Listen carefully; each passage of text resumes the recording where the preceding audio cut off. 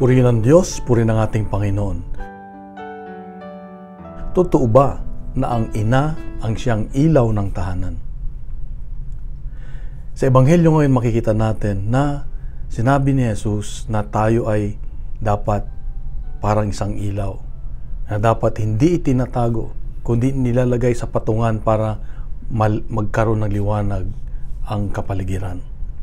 Tayo ang magbibigay ng liwanag para sa iba. Dito natin makikita na hindi lang ang ina, kundi pati rin ang ama. Tayong lahat ay dapat ilaw ng tahanan.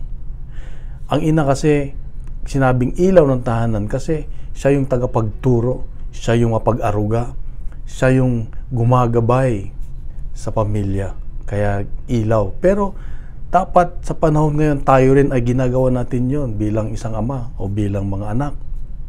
So lahat tayo, dapat ilaw tayo. Kaya nga, kaninang umaga, meron akong nakausap. Sabi niya, Brad, hindi na ako kinakausap ng aking pamilya, ng aking mga anak, ng aking asawa.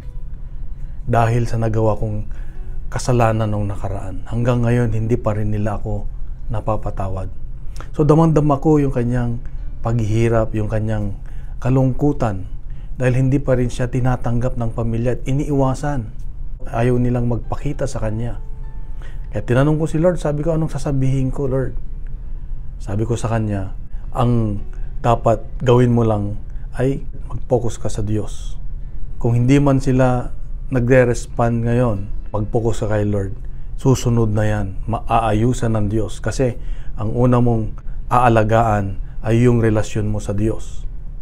Dahil hindi ka pababayaan ng Diyos. Pinatawad ka na ng Diyos, sabi ko.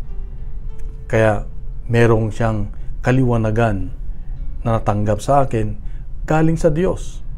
So, maraming tao na, may mga tao na pinapadala ang Diyos sa atin, nasa kadiliman pa. Yung pagkadiliman sa pag-iisip, hindi makita ang liwanag. Pero tayo ay gagamitin ng Diyos para magbigay ng liwanag sa kanila. At saan manggagaling ang kaliwanagan? Sa salita ng Diyos. Sa pakikinig natin, pagninilay natin sa salita ng Diyos, tayo ay nagkakaroon ng liwanag.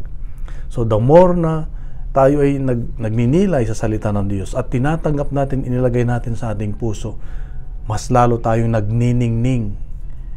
At pag tayo ay merong kaningningan at ibinahagi natin sa iba, yung iba rin ay magkakaroon ng liwanag. Kaya nga, mga kapatid, ito ang paalala ng Diyos sa atin. Be bold and visible, sabi nga.